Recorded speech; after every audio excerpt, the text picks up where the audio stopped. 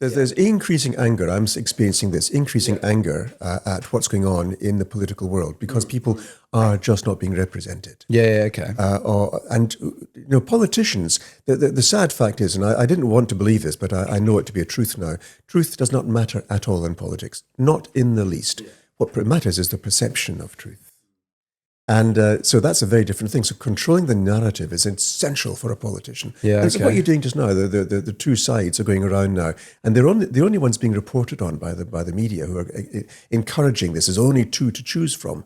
The others are a distraction. You can call them minor parties, the Greens or the Independents. And then, so we are a minor party now, but the micro parties, well, what is that all about? It's people who are basically saying, you haven't met my needs for this particular area. Okay, but most people are going to agree about most things. We need to have certain, about 70% of the people will agree in a broad range of measures. It's the nuances that make a difference. And how do you explain that to people? And the best way for a politician is to create fear. If I can tell you, you vote for that person there, you're going to lose your job. The foreign's going to get it. Or your salary. You see that everywhere, right? You do. Your salary is going to go down. They can't look after the health service. Or the great scare they had the last time, Medicare is going to be cut. I mean, that was a complete lie. But you make people frightened enough, they're going to believe it.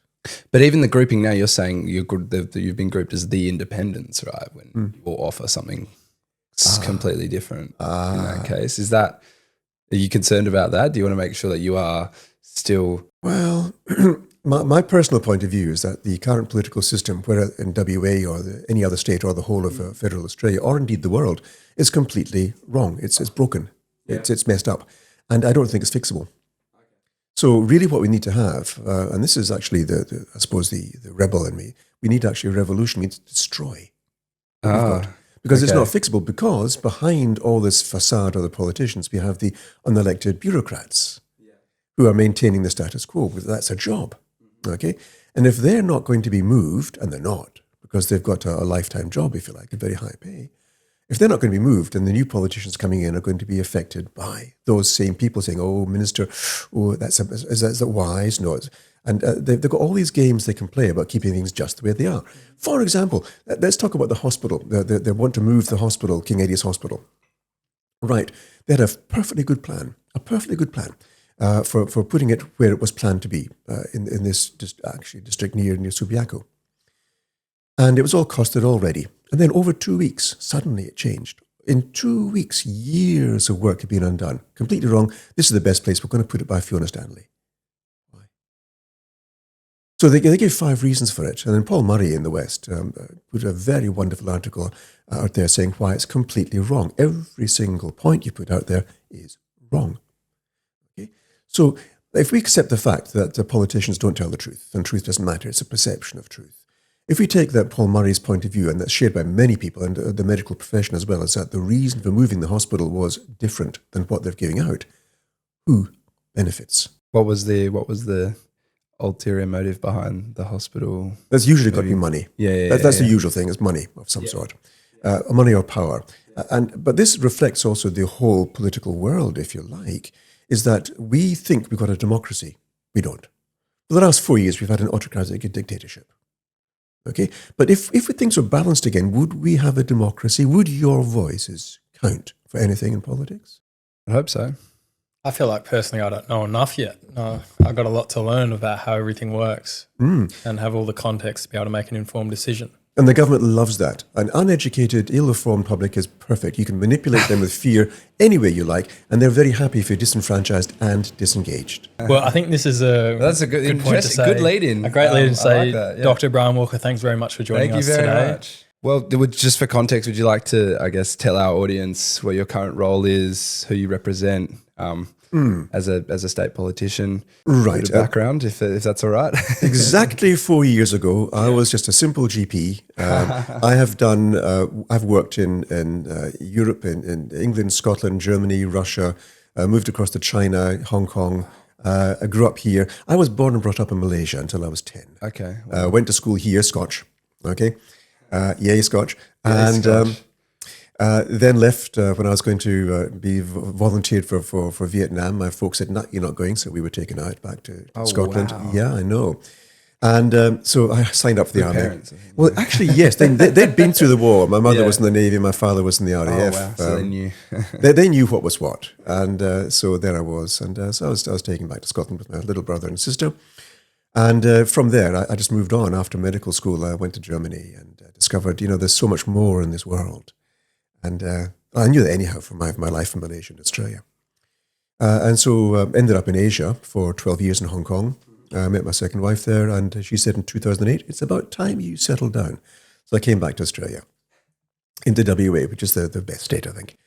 And here I've been, and I've been practicing in the upcountry. I was out in Newman, Fitzroy Crossing, Derby, Halls Creek, this kind of stuff, as well as Tasmania and Queensland. Settled into the wheat belt in Carnarvon, and thought, it's a bit much. I'll come back into Perth, into Serpentine, actually. And that was then I realised, as a cannabis prescriber, how stupid the government is about the cannabis regulations and the laws. Great, it's available, but they made it so difficult. And so I called up this nascent party, the Legalise Cannabis WA Party, and said, listen, if you can help me, I can maybe help you. And I signed up, and that's me in Parliament. Now, it was probably a protest vote, people saying, like the independents now. We're going to vote for someone different. And I was there as a professional with a cannabis leaf. Fine, okay. So you get into Parliament and you wonder, okay, what's it all about? Because it's a very different life altogether. And of course the question, are you qualified to actually be in Parliament, in the upper house, a senator if you like? And that's a funny question, isn't it? Surely it's a place where the people are represented by the people. Or should be special people going in there, like lawyers, or dedicated politicians who've learned nothing else, but they've left school, they've gone to be a staffer and become a politician and not led a real life, which actually most politicians are like. They don't actually know what life is really like because they've always been in the political world. It's a bubble. It's a bubble. And so this is maybe why they say things which sound nice, but have you actually experienced poverty yourself? Have you experienced homelessness?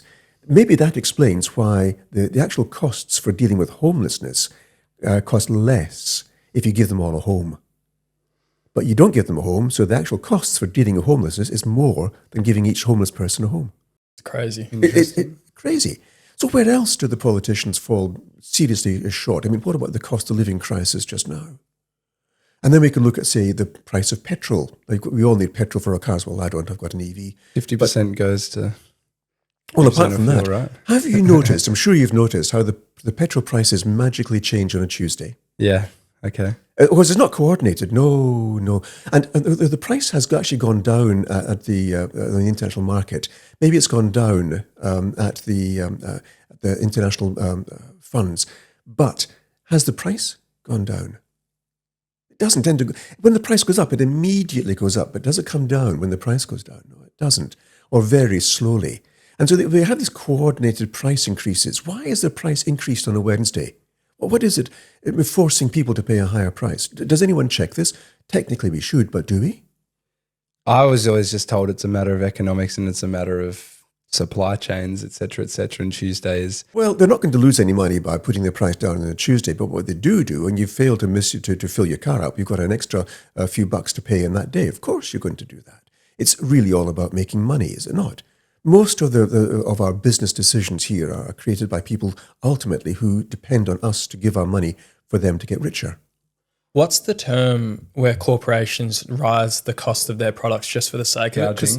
Because I remember reading something about it where in like the early 2010s, there was all this kind of, and it was deemed as conspiracy theories, all these people saying that all these corporations are just raising the prices of everything because they can and not actually because of inflation or anything. And then all of the mainstream media all targeted it and said it was conspiracy theories. And then 5 to 10 years later, they're all talking about the exact same thing, so as if it was normal and mainstream. Who owns the mainstream media? The mainstream media is actually owned by very wealthy individuals. Rupert Murdoch, as an example. Kerry Stokes, another one as well. And you look at, for example, in my particular case, I know for an absolute fact that the journalists have been told not to report about me unless they're making fun of me. Right. Or attacking me. So I was about to say, I can't imagine the government, and you talk about politicians in the bubble they live in. So I can't imagine that they very fond of like someone that comes in like you, that's a bit of a mover and shaker. That's, kind of, can I call you a disruptor in a way? Absolutely. Yeah. Yes. Okay. So how do you see that reflected in the way, in just their general kind of, yeah. How do you can tell that it frustrates them, right? Well, it does, but It also, threatens them. if you look at the last 4 years of what I've been doing in Parliament, I came in there and they kind of laughed, looked down their noses and said, oh, yes, my first speech, my inaugural speech, they sat back and thought, ooh. You might have a look at that sometime, my inaugural speech. On your YouTube channel. Yes, It'll if you be like. in the description for anyone listening. It's actually also on the parliamentary website because all of our speeches actually are videoed and it's recorded forever and ever, actually, as long as we have video. And so I've made a following, if you like, within Parliament of actually being someone who actually speaks sensibly because, like mental health, the first thing I heard in Parliament was McGowan's given $300 million for mental health, hiring psychologists and psychiatrists. And I'm at the front, I'm at the coalface, and I said to myself, I'm not seeing a single cent of that. My patients are not benefiting in the slightest from this. So where's that money going? What's happening? There's perception there. So when I get up and speak on medical matters, they've got someone who's actually at the front line. And they can't criticize me for that because I'm giving the lived experience of doctors and nurses in our society. So it's quite a good, powerful position, if you like, but it's also a position which demands my respect in that I need to respect my position, saying it as it is, not how I would like it to be. So I have to actually very much be aware that I'm speaking to truth and not my perception of truth. And that demands that I'm actually honourable, if you like, earning that title of being an honourable Dr. Walker. And I'm also able to speak with people from all different sides and find agreement and work with people harmoniously. And so when I'm talking to, say, behind the chair to government members, I can actually work positively, constructively, rather than be a disruptor who says, right, I'm going to make trouble for you and you're going to carry the consequences. But that's another form of disruptor. Whereas mine is thoughts going out there that I can back up with information, with concrete ideas of how to make things better. For example, I'm the leader of the Legalise Cannabis Party. And you might think it's a single-issue party. It's all about people smoking cannabis on the streets. And it is not. It's really about truth. For example, let's ask yourselves, recently in school, what did you learn about cannabis? Nothing. And I don't think it was even touched upon. It wasn't touched upon, exactly. We didn't even have it in health class. You're just exposed to the stigma around it, which is just another drug, et cetera, right? Well, one of the questions I had was, why is there so much stigma around it? What's the history behind that? Well, I'll come to that in a moment. But Dalek O'Connell, the headmaster of Head Scotch, said, oh, he's been elected, fine, which party? And I told him, his face dropped. He said, how are we going to explain this in school? Because, of course, cannabis is taught as being a dangerous drug. Yeah. And I, as a doctor, learned it's a dangerous drug. It's going to make people sick. It's going to destroy your minds. You shouldn't take it. It's bad. It's evil. Here, have some more heroin derivatives. I recently did a shoulder surgery in the end of December and all my painkillers were synthetic opioids. Yes, indeed. And they're very good, very addictive. They kill only about 800 people a year in Australia. Yeah. I lasted 3 days on it and I hated it and I stopped taking it after 3 days. But did you really hate it when you're on it? Yeah, because I just sat there in bed. I just remember having 3 days of getting absolutely nothing done and just sitting in bed, not even sleeping, just sitting there conked, zoned out. And I was like, I'm just stopping this. I'm not going to keep doing this. But you can drive with that in your system, and there's not going to be a police officer in this country who's going to actually criticize you for it. But if you had even the trace of cannabis from, say, 5 weeks ago, oh, you're driving while impaired. Now we can take your license, we can accuse you and find you guilty of driving with cannabis. And then as a consequence, you can't go to America because you're a drug user. So, and it does stay in the system so for where a while, does right? where does this sort of deep-rooted regulations and laws against it stem from? The FBI 1930-ish, Henry Anslinger, who after alcohol prohibition ended, they had 7,000 FBI agents who were going to be unemployed. And the xenophobic racist, bearing in mind this was a Ku Klux Klan member, and in the southern states of America, they were very keen on assaulting blacks and Hispanics. Not a good person. Well, all of them actually. And so what they could now do is they could actually invade the houses of the blacks and Hispanics and do them for cannabis. They had to ask 29 doctors. 28 said, no, cannabis is fine. It's a very useful medicine. Queen Victoria's favourite for her endometriosis pains, by the way. And but the 29 said, oh, no, it causes psychosis. One doctor. And actually, there's zero scientific evidence for it. And so they created this mythos there about cannabis being dangerous. And actually what they were saying, if you look at the actual propaganda, is that it will make white women have sex with black men and learn jazz. That's what they used cannabis. Learning jazz isn't a bad thing. Well, indeed so. But this is what they put out there. In those days, it was the black music, you see, and the white women, tapping their foot to jazz music. Oh, that's evil, because now they're leaving the norms of the white Anglo-Saxon culture and going with black people. And that was a sin worse than murder. So the cannabis was used very much as a way of control and coercion. And now they called it even a narcotic. Now, in medical terms, a narcotic refers to a specific area of the brain, in the medulla oblongata, which when you suppress that, you stop breathing and you die, which is the way that people with opiate overdoses do die mostly.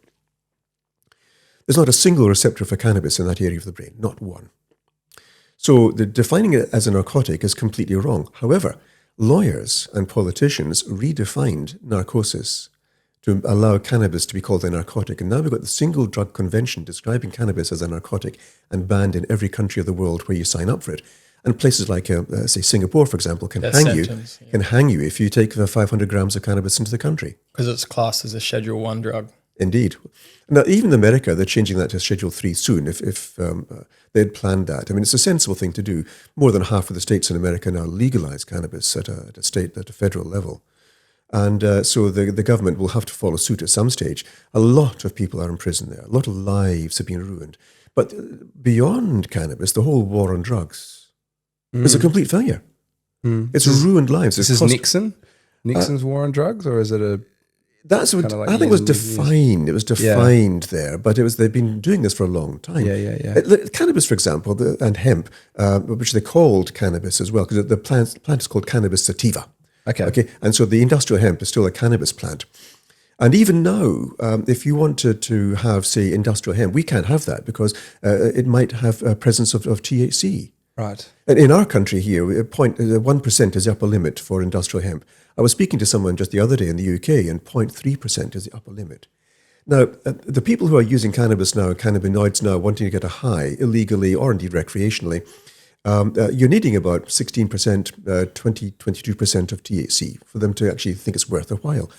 So 1% is causing a problem? So for the audience, for context, what's the difference between THC and CBD? Actually, that's probably something important that we should define.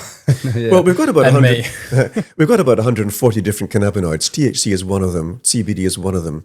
There's CBG, CBN, CBC. There's a whole host of them and different varieties. THC's got Delta 8, Delta 9. We've got THCV, THCA. There's a whole host of cannabinoids there.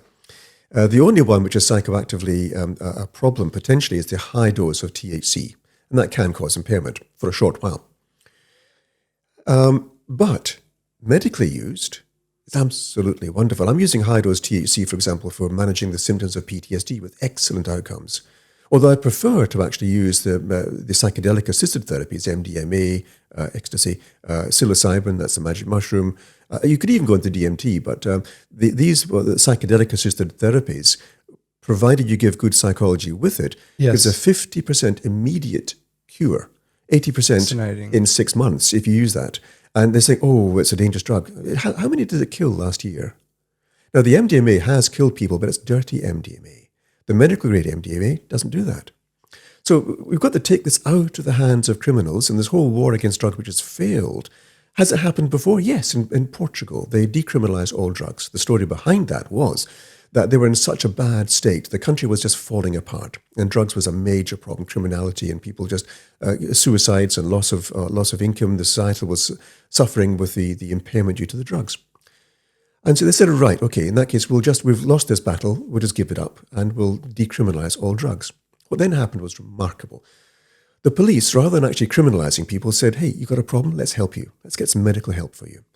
So they medicalized the drugs, because most people I've come across using even the horrible drugs, what are they doing? They don't want to become drug addicts. They're trying to fix a problem they've got that doctors have failed to diagnose or treat or disrespect entirely. A lot of us ADHD, it could be autism as well, or other major problems. The amount of trauma in our society that's just gone unnoticed. And people are saying they're not being helped, they're suffering, so they're trying to make things easier.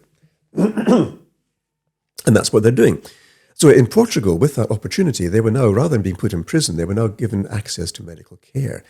So what happened is suicides went down, alcoholism went down, smoking rates went down, GDP went up. The nature of policing changed. Right. How recently was this in Portugal? That was in 2000. Okay. Wow. Interesting. They've come a long way since, because they had obviously a dictator there till about the 80s, right? And then, because I was there recently this year, and we went on a tour, and people were just talking about, these tour guides were talking about how much and how radically this country has changed in the last 30 years to 40 years. I didn't even know exactly why, but that's a fascinating kind of insight into that. Isn't it legal in ACT now for cannabis?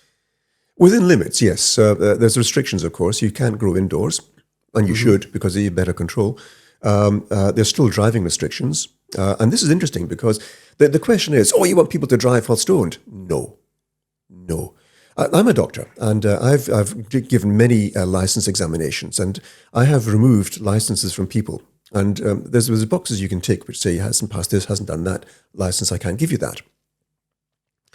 However, there's another, it's not a box, it's a box in my mind. If I think that you're going to be driving along the road and my wife and children are coming in the other direction, would I feel comfortable if you were behind the wheel? And if the answer is no, I'm going to send you on for examination. So the thing is, no one should drive impaired. Now, the government currently allows us to drive while impaired. For example, if you're driving under 0.05, say 0.048, you've now got a 300% increased chance of an accident. Isn't sleep, though, like if you're sleep deprived, you're so much more likely to have an accident? Sleep deprived gives you about a 0.08 equivalent of impairment. Yeah, okay. Cannabis, when you're driving impaired, is about 1.5 times. And that lasts for 4 hours. However, after 4 hours, when you do the tongue test and the impairment has worn off, you still test positive for the THC in your tongue. And therefore, they say, if you can test positive, therefore, by definition, you are impaired. And that is a complete lie. So now we have a lie enshrined in law. And the question I have as a politician is, where else do we have lies enshrined in law? So what's the paradigm shift required for change to actually happen with this? Is it mainly just education and eradicating all the stigmas around it?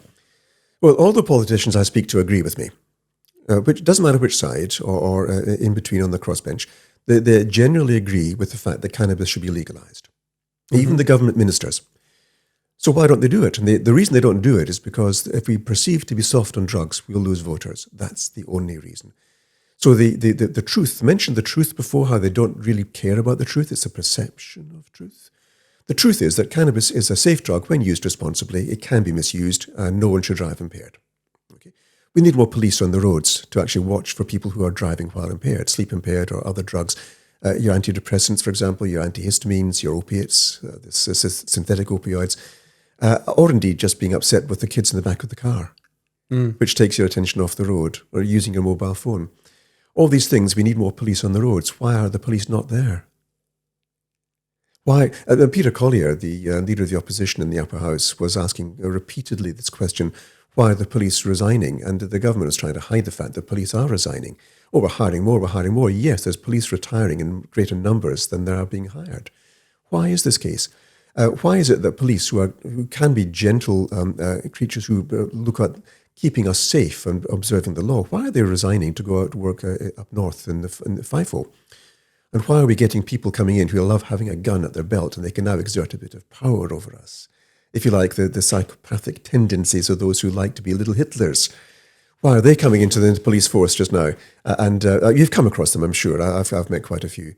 The ones who are deeply sad they haven't found you positive for alcohol and do everything they can to make life difficult for you when they stopped you. To be fair, I actually haven't seen a lot of police in Perth just in general. Like in my time of driving since I was 18, I'm 22 now for context, I would say I've probably seen cops in cars on the road less than 50 times. In 4 years. How many times have you seen people driving stupidly on the roads? So many more times. So many more times. And have you ever driven behind a cop car and seen how people suddenly behave? Yeah, of course. Here's something I noticed. I was behind a cop car the other day and there was a barcode on the back of the van saying scan this barcode. Yeah, but that's then questionable. We were together, weren't we? And we were talking about that. Yeah, but then you have to scan it while driving and you're not allowed to be on your phone while driving. And I was so confused. Was it a test? Yeah. If you scan this barcode, do they then arrest you? But then the whole thing is really quite strange. I mean, the terrible death tolls we've had on our roads, what can we do about that? Well, one thing we do know is that the more signs there are on the roads, we more get distracted. So we drive less safely when there are more signs on the roads. Okay. And then look at the driving speed limits, for example. And they say, oh, it's not here, it's not getting cash for the system. Because speed does kill. Yeah, actually. This inattention would cause a problem. Why is it you've got one simple stretch of road and two different speed limits, and then the police behind the speed limit checking you to make sure that you're going over the limit, 4 kilometers an hour over the limit, you're hours now. We'll fine you for that. Yes, they're looking for cash, and they're using the terrible toll on the road as a reason for that. We've got systems on the road now for measuring average speed, and fantastic, great. Why don't we have more police on the roads? Why are they out chasing cannabis? Why are they out chasing the Chinese vapes? Why have we banned vapes, which actually reduced the death toll from smoking to 1% of the previous death toll? Why is that? And then the vapes that we've banned now, the ones that are regulated and stop children going in to get vapes, and you can control the amount of nicotine, 5 milligrams per vape, and then reduce that, stopping smoking effectively. Oh no, we can't have that. So they've banned that, now allowing the Chinese vapes to come in, 50, 60 milligrams of nicotine rather than 5, with the chemicals you absolutely do not want in your lungs or anyone else's lungs, which do cause damage. But they're now flooding our market because people need them and they want them and they can get them. But the good shops, the ones which protect us, have been banned. I heard something really fascinating the other day about how lung cancer rates are going up even though smoking rates are going down. And one of the biggest causes of that is cooking with like toxic oils in a kitchen, but the other one is scented candles. And breathing in scented candles and all the toxic chemicals from the weird flavors is actually increasing lung cancer. I know about 10% of lung cancers are non-smokers. So yes, we have to be very wary of that. Another one we could look at is gas. Gas combustion in the house. Cooking with gas is just not a good idea. So why are we doing it? What about the alternative fuels we could be using? What about looking at electrification of our cities? Why aren't we doing that? Oh, look at Dutton talking about nuclear power. What about, I've got an idea here, someone else gave me the idea, I'm stealing it. What about if we gave, say, a $10 billion prize for the first person who can create actual real living fusion technology? Because that is very, very safe. And why is it being suppressed? Why is it we're not using hydrogen, for example? Let's cultivate hemp, industrial hemp, and create hydrogen as a fuel we could use, hydrogen fuel cells, for example, where water is the gas that's expended. Why not do that? Who's benefiting? Let's look at Woodside. Let's look at BHP and the resource industries that we've got there. Destroying, for example, the artwork in Burrup, 60,000 years old. We'll destroy that and we'll get more gas and oil out of the ground. Increased prices to us, and we're sending almost free overseas, tax rebates and little tax being paid by the companies, because they provide the funds for GST and for our politicians, actually. Look at the jobs that McGowan has got in the resource industry after he retired, okay, and the other senior politicians. So they're actually supposed to be caring for us. But and they're incentivized to care for them then? Indeed, behind the scenes, under the table, in all quietness. And we take that. We sheep are carrying on, thinking that they're doing the best thing for us, knowing they're not. And lo and behold, they're very well rewarded for actually screwing us over. So this mission to legalise cannabis, what regulations need to change? What's the actual technical things that need to happen for it to become legalised? Well, the first thing we should do is actually treat cannabis like any other medicine. In Tasmania, for example, you can drive with cannabis in your system provided you aren't impaired. They treat it like any other drug. You drive with OxyContin on board and you're not impaired, you carry on. But if you are impaired, don't do that. Same for cannabis. And that doesn't require any particular change. Just if you've got a medication, you've got a script there and you're not impaired, go for it. The presence of THC doesn't tell you if you're impaired or not. Let's do that. And that's a kind of a bottom line. Once that happens, then we can begin to crack that dam, if you like. Or you can't drive with THC because you'll be impaired, therefore you can't come and work in our mine site if you test positive for THC using the urine test. Now, the urine test is fascinating because, you see, unlike alcohol, which is fairly immediately metabolized, cannabis, THC, is metabolized into a fat metabolite. suitable for bonding to fat in the tissues, which means it can stay for up to 6 weeks in your system. So if you've used cannabis regularly and you stopped it, and 5 weeks later you're tested with a urine test, you still test positive for THC. Has it any influence on you whatsoever? It doesn't. Because A, it's not the active THC, it's not Delta 8, Delta 9, it's a COOH, which has zero psychoactive effect. Zero. But the test for that, they say you're impaired. Stupid. So that would change the restrictions on cannabis in society. And then it's just a simple matter. Why don't we simply allow cannabis to be grown like, say, grapes? Because grapes you can turn into alcohol.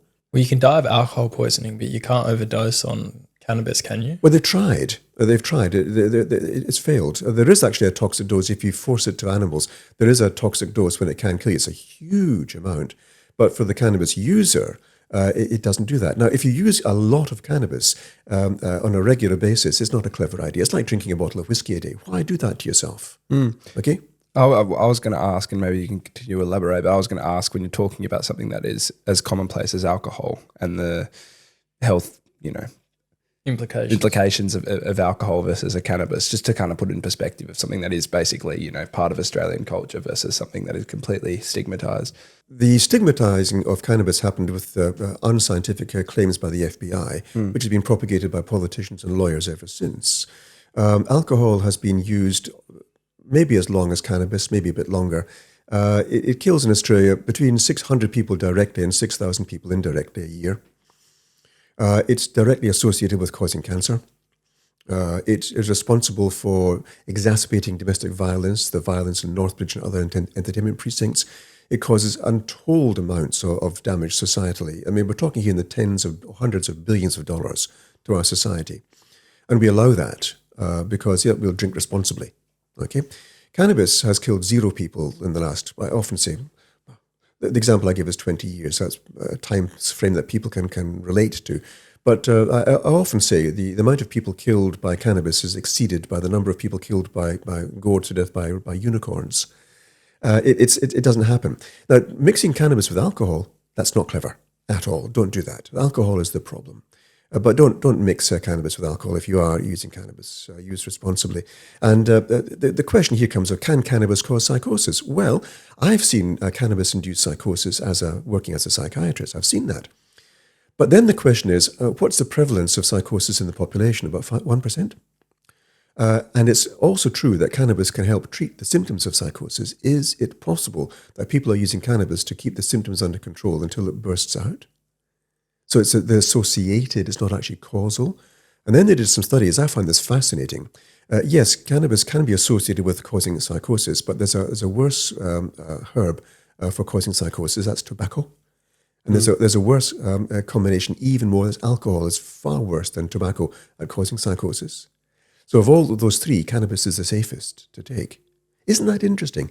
But in school, for example, I was asking you about school earlier, they'd say it's bad for you, it should be banned, it's got no uses at all, and don't touch it.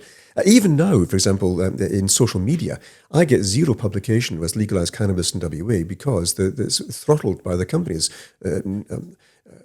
Twitter, or X as you like to call it, Facebook, Instagram, TikTok, they don't allow cannabis to be used, even though it's a legal political name. So we're actually being suppressed. By the media. If it was legalised and then taxed, wouldn't the government be able to make a lot of money that way from it as well? I'm glad you asked that because I did a study, engaged an economist from UWA actually.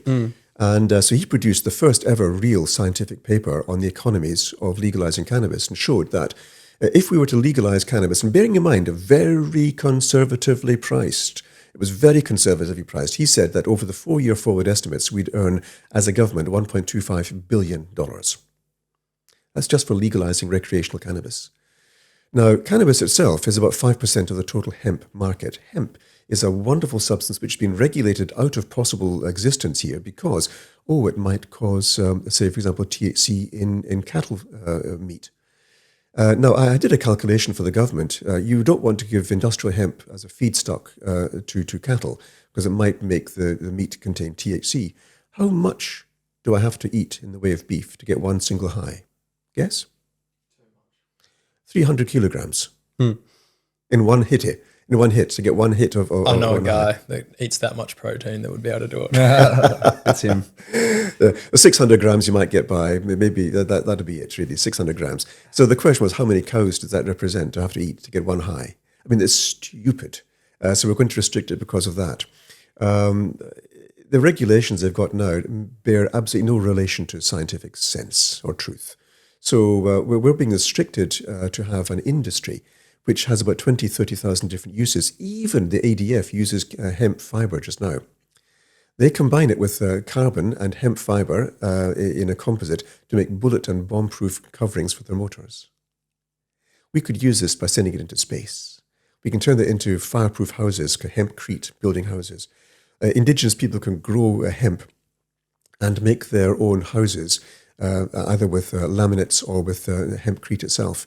They can grow it themselves. They can do microclimate change. They can save the waterways, producing better use of water. We could turn it into hydrogen. There's so many uses. $1.5 billion worth of pet bedding from hemp fiber. Roadside dust suppression measures. There's such a lot you can do. I know it's your mission to legalise it, but realistically, do you feasibly see these changes coming? Do you see it becoming legalised to the point where all of this can take action?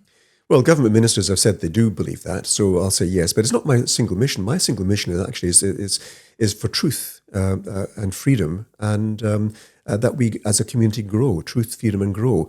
My policies are all about, as a doctor, wellness, physical wellness, mental, physical, and social and financial wellness, as well as social justice. For example, do we have a justice system in WA? We don't. We've got a system of laws, but is there justice there? Well, how do you define I'd justice? like to think so. I would have loved to think so as well, but I've been proved they're wrong. For example, how about the guys who came in with the COVID ban and they flew in a helicopter? Rich people flew in. Yeah. And did they get punished? They get put in jail? No, they got a slap on the wrist. Yeah. You or I do that. What would happen to us? Yeah, trouble, I think. Okay. What about, there was this lady there, a mother, she owned a house. Her son was actually growing cannabis illegally. And so the confiscation of proceeds of crime meant that she would lose her house, because her son had actually elsewhere had grown cannabis. And it took a court case, huge amounts of money and time, and of course fear, to actually get justice for that woman. Just now, and the justice himself said, I am being required to give an unjust ruling on this, an unjust ruling. I'm required According by to law, yeah. According to law. Or, for example, let's say if you have, what's another good example? If you are, I've got a case here, a young woman who was sexually abused as a child, and her father was growing high CBD cannabis to keep her calm, to manage her anxiety and her PTSD. Now, someone spotted that and dobbed him into the police, and so he was arrested, and she was arrested too. Now, bearing in mind, she was a child of sexual abuse. They put her alone into the back of a police car, drove her to the police station, stripped her naked, and searched her. It's awful. But they could do that legally. Was there justice there? And no, there wasn't. How about, for example, if... well, there's a case for myself. I made a mistake one time. I was driving back on an unknown road, and it was dark. There's no lights there. Crossed over, and it was the dual lane there, but it wasn't marked as such. It wasn't, at least in the dark. You should have known that. So I began to turn into the wrong way. I realised what's going on. So whoa! So I went straight onto the middle divide. Stopped there. I thought, how do we get out of this? Okay, so there I was on the side there. Waited for a clear area, moved out, and went on the right road. Okay. So police stopped me. They'd seen that. Okay, they'd stopped that. And so tested me for alcohol, of course, negative. And this is the police system here. Right, so rather than give me praise for having avoided an accident and fixed it expeditiously, no, they gave me a fine. Okay, you did the wrong. Yeah, was it? You can do that. It's legal. Was it just? Yeah. It's a matter of context. Yeah. Yeah, indeed so. And you get these brutalities. I mean, a little while back, this couple was arrested for something. They were taken out of the car, beaten up. Now they actually were able to show, because they had some video vision, that they were unjustly attacked and assaulted, and the police officer got a punishment for that. But the amount of time it took for them to stop lying in the face of evidence against what they were saying, And this is what we've got in the police force, which there's only a few bad apples, but the bad apples they shouldn't be there. And so people are suffering because we've got a system there which actually is just, we've got laws and order, but there's no justice there. Well, I think, and I've heard a lot about this, one of the best ways to approach the police force situations is actually more education and more training, which means more funding. It's not defunding, it's not taking away funding, losing officers. It's having more training courses, more education on what the right thing is, so then they actually know what they're doing. And how about protecting our police as well? I mean, the idea about you're going out in the streets and you get someone there who's alcohol up to the gills and behaving in a really threatening and bad manner and causing all kinds of trauma to the police officers. This is horrible. Methamphetamine. They're not protected, our police officers, really, are they? Exposed there. So what we're needing is more police who are trained to actually treat us with respect and kindness rather than saying, right, you're nicked. Much like in Portugal, for example, should we start treating people as being, in essence, good? But this goes to the education system as well. Our education system is not training people to actually live in responsible manners in a society. Take, for example, Kwinana, the amount of trouble in the schools there when children are going to school unable to speak without swearing. We have a societal problem in WA, at least, where people are being educated not to be nice. And the teachers are struggling to keep up. They're burning out. They're resigning. Class sizes are increasing. They're not being paid nearly enough. And out are coming children there who simply aren't fit to live in society as peaceful adults. That's because of the influence of social media and the fact that anyone of any age can go onto Netflix and see any sort of show, or I guess it's just a matter of content, right? Like it's a matter of just endless content. What do you think about the social media ban for the under 16s? I think it's a nice idea, but completely unworkable and going at the wrong part of the problem. Who are the ones who actually control the media? So it's more moderating content? Well, look, for example, at what Zuckerberg is doing.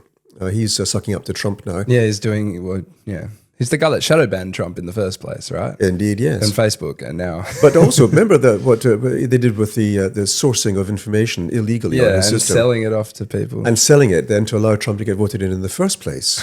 Oh, this is freedom of speech, the First Amendment in the USA. And now he's actually taking off the fact checkers, as inefficient as they were, but now it's just a free-for-all. So now we're getting here all kinds of nastiness being purveyed for personal profit. But Musk, for example, what's he doing with that? His horrible website.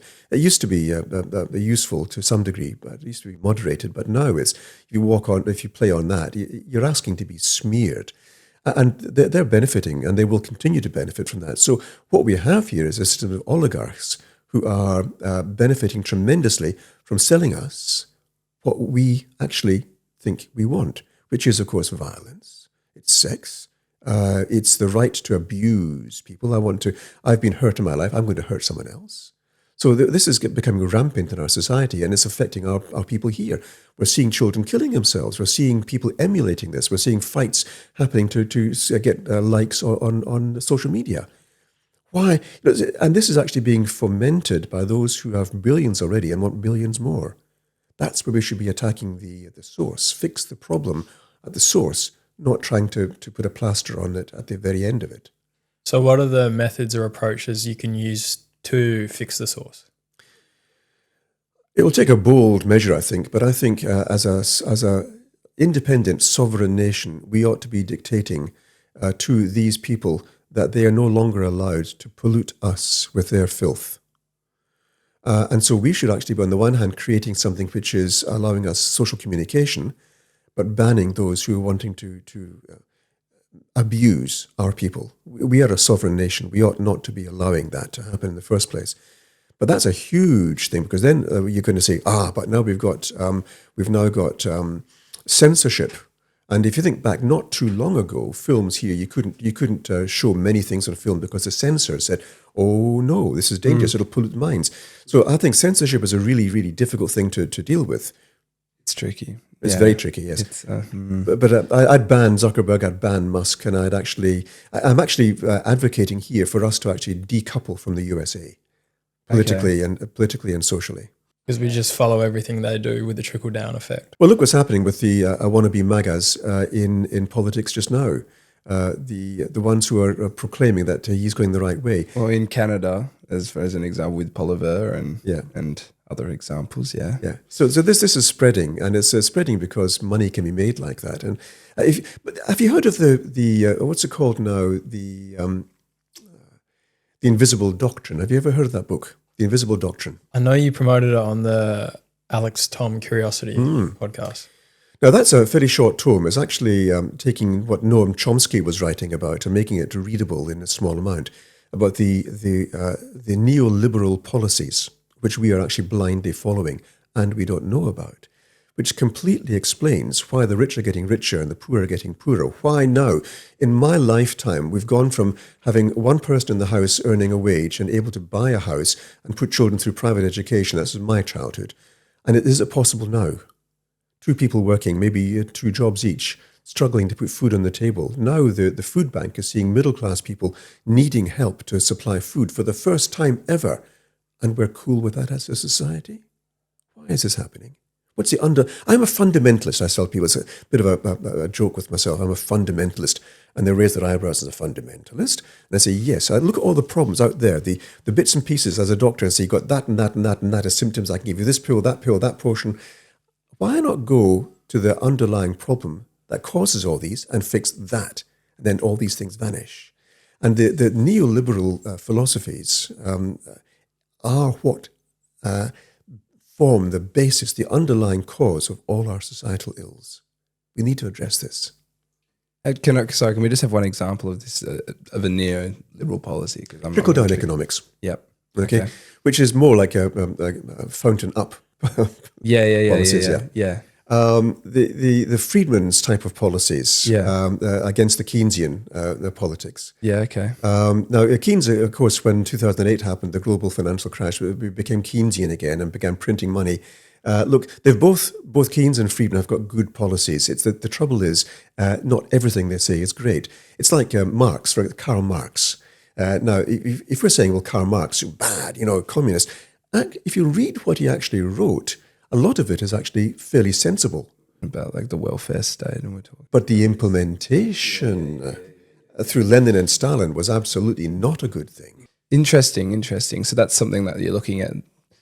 Obviously, trickle-down economics is because for me it defies logic. What's happening in the USA, that the promise of tax cuts and 2 people that are going to go out and cut spending. For me, that if you're going back to Keynesian economics, that just doesn't make any sense, right? Because these are 2 things that, well, one's going to just cause mass inflation. The other one, if you take away government spending, is just it directly affects the GDP of a country. So where does that trickle down economics, where did that start? Does that start with government shaking hands with business behind closed doors? Is that something that, we continue to see? And why do people continue to subscribe to that? What a wonderful question. Sorry, that's a lot. Well, we'd have to look at the gold standard and how that was abolished. And we'd look at Reagan, I think, as being the first one. Was it Nixon? Nixon probably the first one for that. Yeah. But one thing which came to my mind is that a Supreme Court decision in the USA which allowed unlimited funds to be given to political parties. And that took, I think, 16 years for the wealthy to become even wealthier and to implement their policies, because they've actually, if you look at the American politics, it's run by money. If you haven't got millions and billions, you can't actually stand for president. And so the whole thing is determined by how well you can influence the people with the amount of money you put in there, advertising and television, getting the right people there. And look at how much the actual politicians, say in America, are actually getting. The ones who go impoverished and come out with, say, $70, $80 million at the end of their term. Where is that coming from? So I think, again, who was it? Passed away a little while back. Recently? No, it's in the 80s. But it said there's only one political party in the USA, and that's a party of property, representing 4% of the people. Okay, that's funny. Yeah, and it's true. I think if people think they've got a choice, they haven't. I'm desperately unhappy with what the Americans have done. Although it's their country, they can do what they like. The way they're going there, I think, is it's a collapsing empire, And a collapsing empire with nuclear power, I think, we're in trouble in the world. And I think we should decouple. The whole world should decouple as soon as possible, build a wall around that country and leave them to it. Okay, that would be a far safer thing to do. And then Europe can deal with the issues with Russia and Ukraine. We need to actually look at our Asian partners here and focus on that rather than actually trying to couple ourselves to a failing empire, as they're doing in Canberra. That I think would be an essential federal political decision to make. I've got no sense that I can speak about it, but I've got no say in Canberra. But I would encourage people to think about actually becoming Australia again, a sovereign citizens nation where we can look after ourselves rather than be bound to a paternalistic idea of the USA or indeed the UK before. We don't need that. We are a powerful, rich country ourselves. We've got all the resources we need. We've got wonderful people. Scientifically, the CSIRO's discovered so many wonderful things. We've just given them away, Wi-Fi being a case in point. We could be fantastically wealthy independently with our resources and indeed looking after hemp. If we used hemp as a very sensible agricultural policy, we could transform a microclimate. We could actually double the yield for other crops and export. We'd have hundreds of billions of dollars more. Or look at AUKUS with the submarines, $400 billion for the submarines. Why are we doing that? One submarine costs $3.8 billion, and we're getting an old used submarine for that $3.8 billion. And the Americans have got an out. They can actually say, no, you're not going to get that. We've chosen to can that, but give us a $400 billion. We're actually funding the military-industrial complex. That's what we're doing with it. And what are we doing about our homeless? Well, they can sleep under a tree. And then in Queensland, the homeless are being moved on. We saw that in the paper today. We'll move you on because you're homeless. You're a nuisance to the residents in the area. But here's $400 billion for 8 aged submarines. Okay.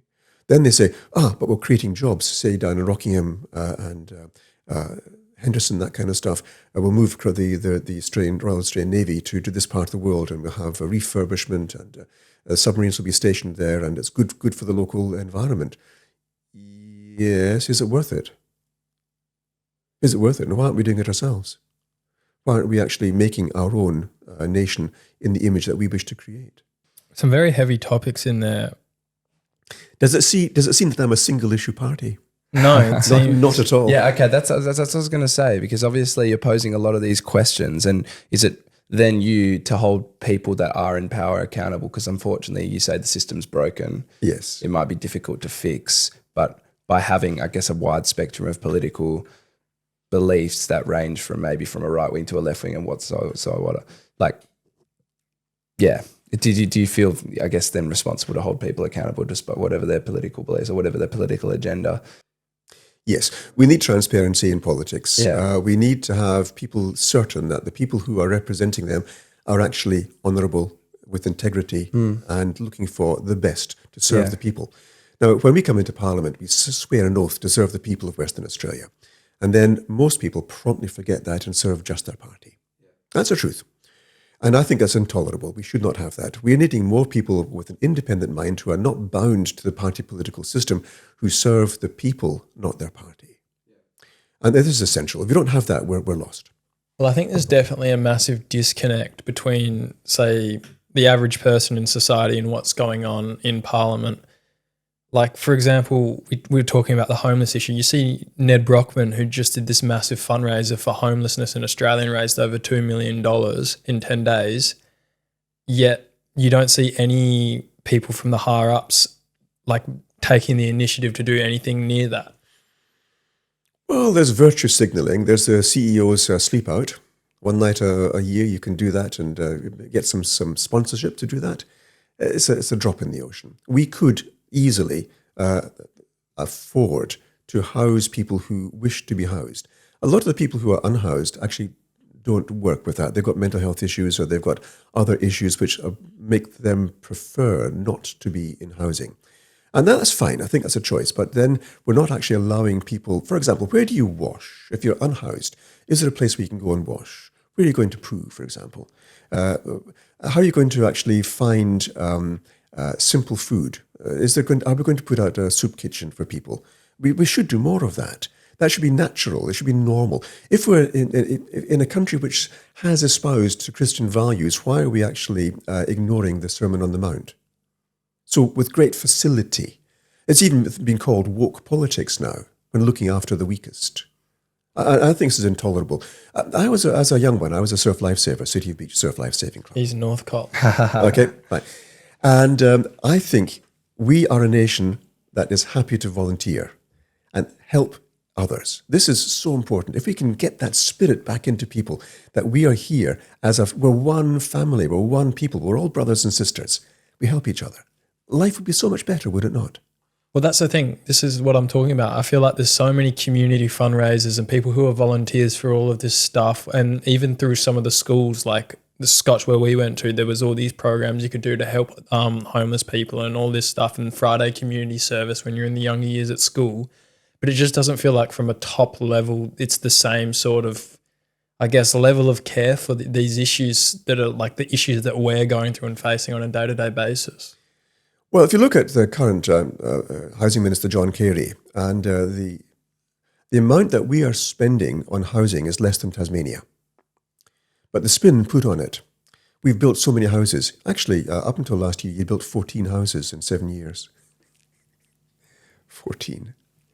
What's this for context, sorry? For building houses, so social housing. Oh, okay. Yes. Okay. Yeah. So only 14 were built. A total increase of 14 only. They got reasons for it. They destroyed some. Some were needed to be replaced, and they got 14. They got more now, but the total amount of sum of money spent on that is less than Tasmania spends on social housing. And it's spun and say, yeah, see what we've done. Pat us ourselves on the back, and we're doing a great job. Then you look at the Metronet, for example. Fine, it's a great thing. I'm glad you've got a rain travel out to Ellenbrook. Fantastic. $10 billion overspend. Okay, and we're good with that. Okay, it's an election promise. As mandated, we've done that, and we've kept our word. Fine. But by keeping your word, you've actually done the opposite. The people who are building the houses, you put laws on them which said you can't change the price. Once it's been agreed, you can't change that price. So if the costs go up, say the supplier's costs go up, you can't pass that on to the customer. Therefore, what happens is they go bankrupt because they can't afford to build the houses because the materials costs have gone up. Did they do that for Metronet? No, the cost went up, they paid more. Cost went up, they paid more. So the budget was expanded to allow them to do that. If they'd followed their own rules, they wouldn't have done that. So here we are, $10 billion in the hole. What could we have done with that $10 billion extra? And what do you know about that? What does the public know about that? Well, back to the cannabis sort of topic for this. I remember listening to you mention how much we would make if we built cannabis farms in Australia with all of our farmland. Yeah. And this ties back into hemp as well, right? Well, hemp is about 95% of the total cannabis value. The recreational and the medicinal cannabis, just 5%. So if we can make $1.25 billion revenue over the 4-year forward estimates as 5% of the total, what does that leave us? A lot of money. Maths on Sunday morning. Yeah.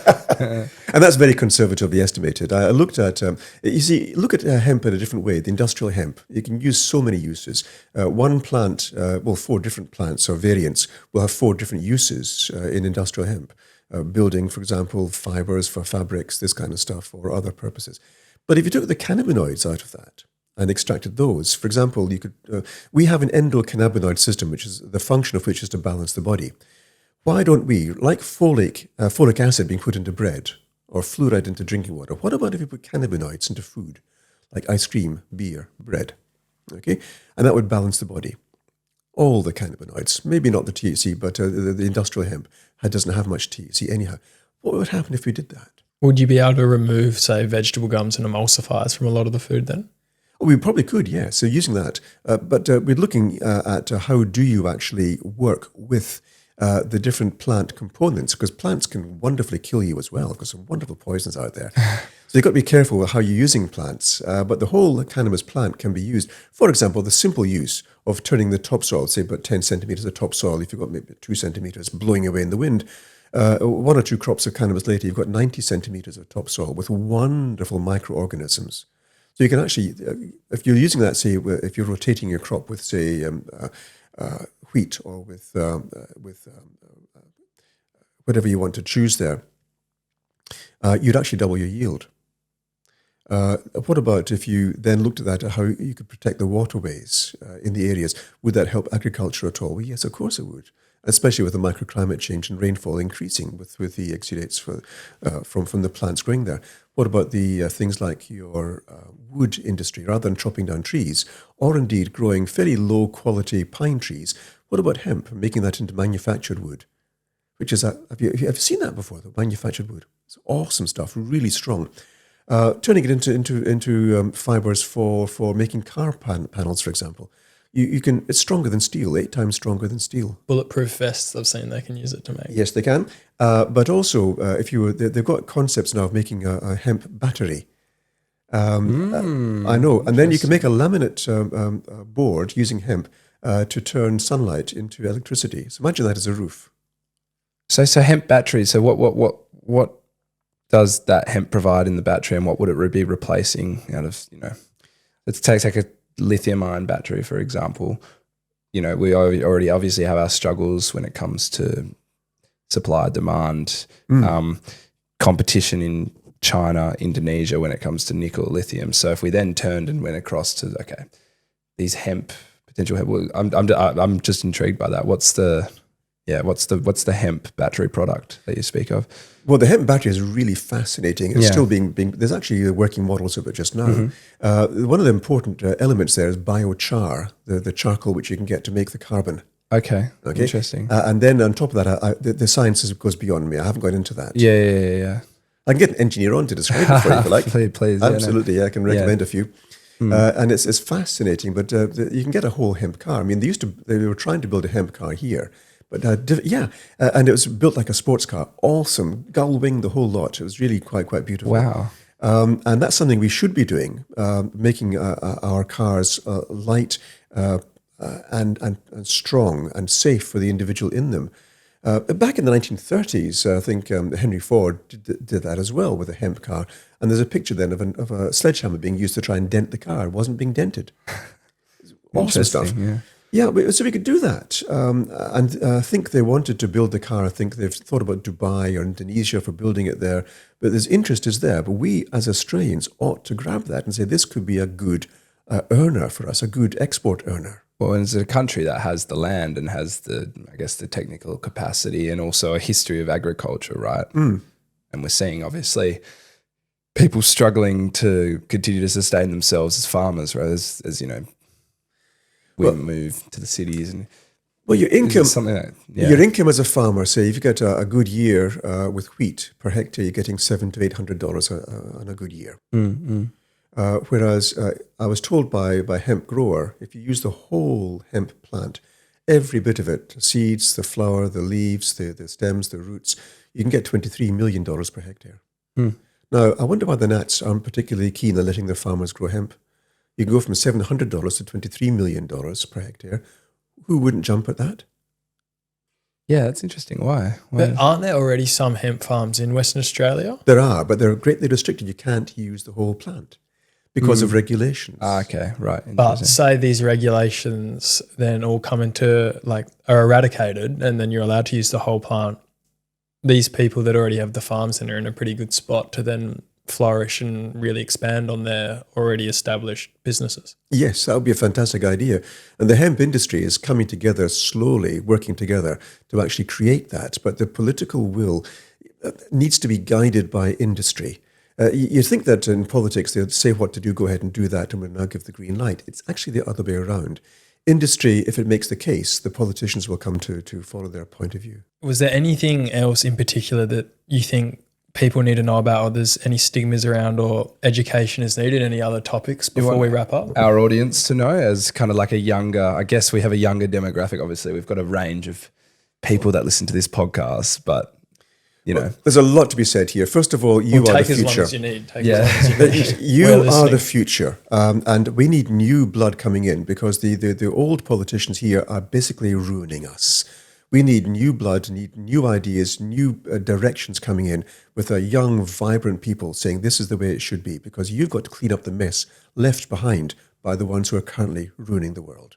It's really important to get engaged. Don't get disengaged. Allow yourself the luxury of examining and seeing shine a light into those dark areas and discover for yourselves how much needs to be done, because you need to stand up for that and do it. So where can young people learn about this sort of stuff and get engaged? What are ways they can do that? And that's a wonderful thing. What we need to be doing is asking questions. You need to turn away from scrolling on TikTok or whatever you're doing, or Snapchat, and actually ask the important questions. I am going to be in this world for a considerable time, and I don't like the way it's going. What do I have to do to make this a better place? Who needs me? What is needed? What's my self-worth like? How can I stand up and actually change this world? It's a beautiful world, and I can change it. So if we then begin to realize I have the power, and when I join with other people, we have the power, and then make use of that. We need a force out there of young people saying, thus far and no further, we're going to make a change. And we need to do that by thinking differently. For example, I mentioned earlier about this two-party preferred. Who tells us that? Well, the media. Why does the media tell us only the two parties are important, everyone else shouldn't vote for them? It's a wasted vote. They're lying to us. And you need to actually stand up and say, this is not good enough. If none of them are good enough, I'll form my own party. I will go this way. I will bring the people with me. I need a young leader who will do that. Now, so this has to happen. I'm making a start myself. Things will change in this coming year. I'll put a message out, I think, in the middle of this year. But we need to make a change, and we need to get young people saying, this is for me. So what I hope to do is to create the pathway for young people to join, so that the ones who are in the 40s right now can join and help bring this forward. But the young people in the 20s need to be there to say, right, I'm moving up into that place. Because when I'm long dead and gone, I want the people who are hearing this message now to be doing something, saying, thank you, Brian, for bringing this to our attention. We are going to make a change. What we were told by Barack Obama said, yes, we can. Awesome. Well, thanks very much for your time today. I really appreciate it. It's been a great conversation. Where can everyone listening go to find your stuff? Where can people get involved? Yes, where can people get involved? That's a good question. Well, look, Legalise Cannabis WA is one place. There's a website there. The parliamentary website has my details and the contacts there. But just make a noise and I'll find you. Perfect. Will there be a link in the description for all of that stuff below? Thank you very much if you're still listening to Ian, and thank you very much for your time. This has been awesome. Pleasure. Thank you. Thank you very much. And I can never ever. If you get lost, I press the rewind so you don't see now. I know I can tell that you a winner. I'm making key lime cause I was living in the backseat till you bag me. All my niggas never playing games like we bad street. When she's talking, feel like poetry in motion, and I feel like I'm